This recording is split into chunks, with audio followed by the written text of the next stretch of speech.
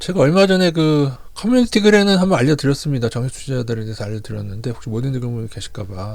많이 오른 애들 있지 않습니까? 200% 이상 급등 종목은 PER을 좀 보십시오. PER이 막 50이 넘어가고 그렇게 되면은 살살 줄여야 됩니다. 200% 이상 급등했으면 그런 애들은 이제 PER이 올라가게 돼 있습니다. 답할 건 없습니다. 오른 애들이 더 오르기도 하니까 여러분이 추세를 볼 수 있으면은 일본홀딩하는데 답할 건 없는데, 왜냐하면은 전부 다 판다 그러지 마세요. 이득 실현도 한 최대한 70%만 하고 30%는 둬도 됩니다. 왜냐면 아직 떨어지면 다시 사면 되니까. 그게 적립식의 이점 아니겠습니까? 근데 너무 많이 오른 애들은 얘네들을 팔아서 실적은 견조한데 주가는 떨어진 애들, 걔네들로 들어가면 됩니다. 그리고 이제 금융위기 올 것 같으면 전반적인 양을 좀 줄이셔도 되는데, 왜냐면은 한 10년 모았는데 10년 모았단 말이죠. 그럼 금액이 클 거 아닙니까? 제가 정식 종목을 굉장히 오래전부터 10년 전에도 제가 예전에 막 현재의 카카오인 다음하고 그 당시도 LG전자, 하이닉스 같은 애들 추천되지 않았습니까? 계속 꾸준히 했으면은 지난번에 말씀 그 복귀해드렸죠. 다 대박이었잖아요, 그죠? 아무튼 지인 예제를 봐서 30% 수익 났다는 얘기를 제가 말씀드렸죠. 사실 제 가족인데요. 예전에 2010년인가 투자해서 그동안 굉장히 오르다 내리다 하면서 손해가 있었다가 그냥 그 중에 LG전자가 있었으니까요. 근데 제가 중간중간에 그렇게 많이 좀 더 사라고 해도 안 샀었습니다. 적립식으로 좀 해라. 그 당시 소액 묻어놓고 있다가 작년에야 좀 얘기를 듣더군요. 그러니까 재작년에 나스닥 간다고 할 때 제가 말리고 그러지 말고 우리나라 증시도, 그러니까 제가 가족이니까 얼마나 열심히 얘기했겠습니까.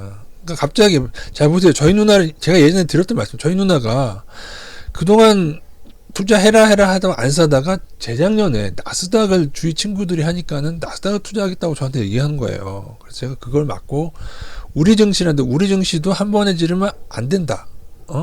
그래서 적립식으로 하자고 해서 했는데 그 중에 삼천리가 대박 난 겁니다.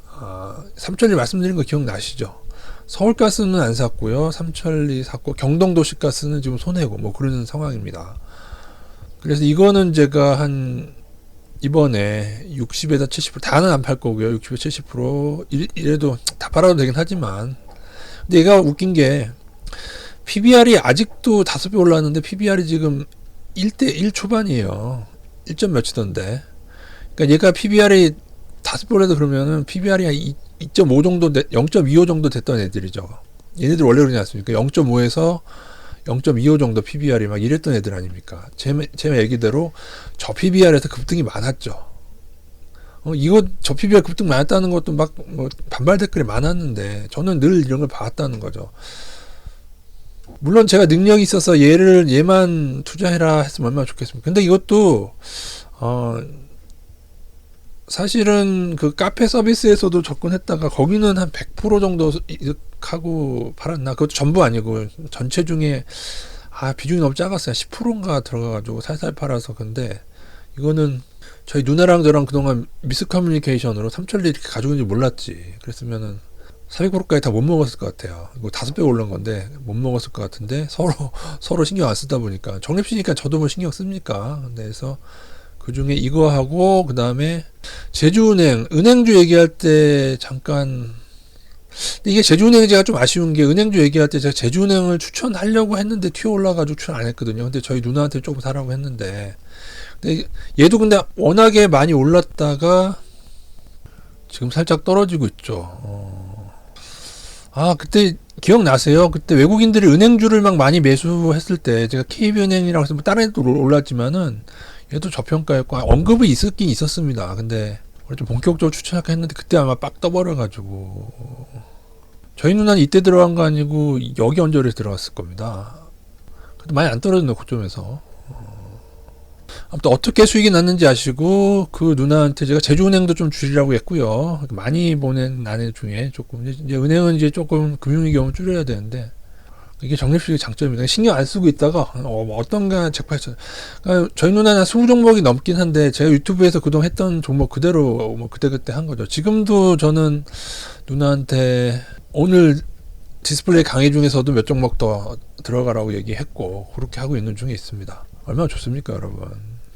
최근에만 그런 게 아니고 이런 얘기를 제가 10년 전부터 했었어요. 그 예전에 카페 시절에 하던 얘기는 거기에 보면은 적리식 투자하세요라고 한 종목들 있잖아요. 그 종목들 정말 한동안 지지분이했었기 때문에 정치식 했으면은 대박인데 이 중에 이런 식으로 하는 겁니다.